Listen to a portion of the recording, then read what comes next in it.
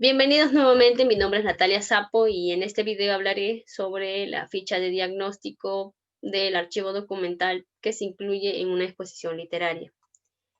En el proceso de conservación de los bienes culturales u obras de artes que resguarda Casa de la Literatura Peruana, sea como un bien en préstamo, donación o adquisición, se realiza una evaluación del bien, es decir, el diagnóstico de conservación en diferentes momentos, ¿no? Sea en las visitas previas a los archivos a través del análisis organoléptico, es decir, a través de los sentidos, o químico, hablamos del análisis, por ejemplo, de la solubilidad de tintas, el pH, entre otros. En el traslado también a la llegada a Casa de la Literatura, también durante el montaje y también al desmontar la exposición museográfica, con la ayuda de fichas de diagnóstico. Esta ficha permitirá registrar el diagnóstico de los bienes, evaluando su estado y las condiciones de conservación. La estructura de este tipo de instrumento de apoyo permite adicionar nueva información respecto del bien. Hablamos, por ejemplo, de los procesos que se realizan posterior a la primera evaluación del estado de conservación de la pieza.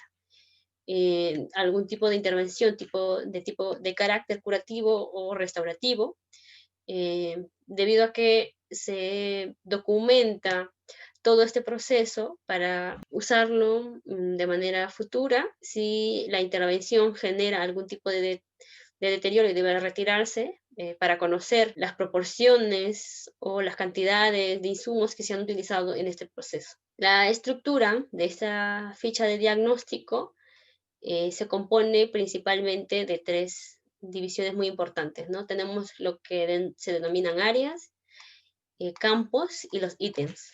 Las áreas representan el conjunto de campos que dan información sobre la temática, ¿no? Que da nombre a dicha sección. Tenemos, por ejemplo, el área que puede denominarse información general, datos de localización también, otra área que es de descripción, tenemos el área de estado de conservación, una área que identifica cuáles son las patologías o los factores de deterioro.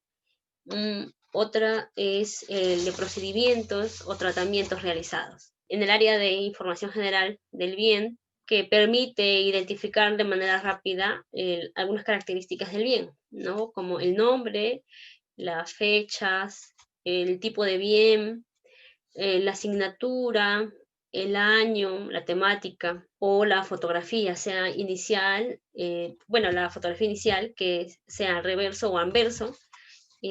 También, por ejemplo, tenemos los datos de localización, ¿no? El área de datos de localización que nos permiten ubicar la dirección o el lugar donde se ubica la pieza, también la ubicación geográfica y la ubicación dentro de la institución, ¿no? Hablamos de las salas o depósitos o dentro de las unidades de conservación también.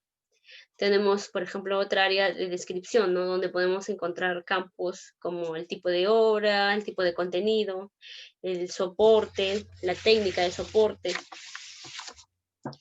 o el del estado de conservación, donde se detallan los deterioros o las patologías presentes en el bien. Los campos son los datos específicos, ¿no? Que aportan esta información sobre el bien, que pueden ser campos cerrados, abiertos o mixtos, ¿no? Por ejemplo, en en el área del estado de conservación encontramos un campo que habla sobre las patologías. Dentro de estas patologías también encontramos otros campos más pequeños donde señalamos, por ejemplo, las patologías que puedan ser antropogénicas, físicas o químicas, biológicas, ¿no? O estructurales. Y finalmente tenemos los ítems que representan el listado de opciones o posibilidades en una caja de listas o en un campo, ¿no? A modo de casilleros de selección, ¿no? En el caso, por ejemplo, de las patologías, en la mayoría de las fichas de diagnóstico, por el tiempo que toma la evaluación de este diagnóstico, presentan posibilidades, ¿no? Entonces, si hablamos, por ejemplo, de patologías presentes de tipo o carácter antropogénico, tenemos, por ejemplo, un listado de elementos o tipo de deterioros, ¿no? Tenemos, por ejemplo, abrasiones, manchas, adhesivos, ¿no? Ya sean por humedad o por otros líquidos, o la suciedad, suciedad superficial, o de repente alguna patología debido a algún tipo de restauración anterior, ¿no? Un proceso de intervención anterior. O, por ejemplo, si hablamos del campo físicos, ¿no? Las patologías físicas.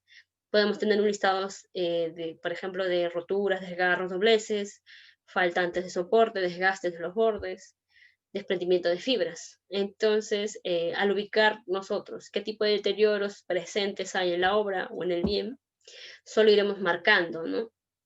Eso en cuanto a los ítems. Bien, esta información que se recoge permite elaborar e implementar, monitorear y evaluar medidas específicas, ¿no? Cómo realizar algún tipo de análisis químico o físico que requiera el bien, también establecer programas y proyectos prioritarios de conservación, ¿no? Para garantizar principalmente la preservación de los bienes. La ficha de diagnóstico que se registran durante las exposiciones también pueden agregar un campo nuevo, por ejemplo, las condiciones medioambientales en sala, ¿no? Es, como se había mencionado, una de las ventajas de este tipo de fichas, ¿no? Que permite adicionar información nueva. Y así también podría agregarse en campos diferentes respecto a la evaluación dentro de la sala. Bien, hasta aquí esta parte del video. Muchas gracias por conocer un poco más acerca de los trabajos de conservación que se realizan en Casa de la Literatura Peruana como parte del trabajo interdisciplinario.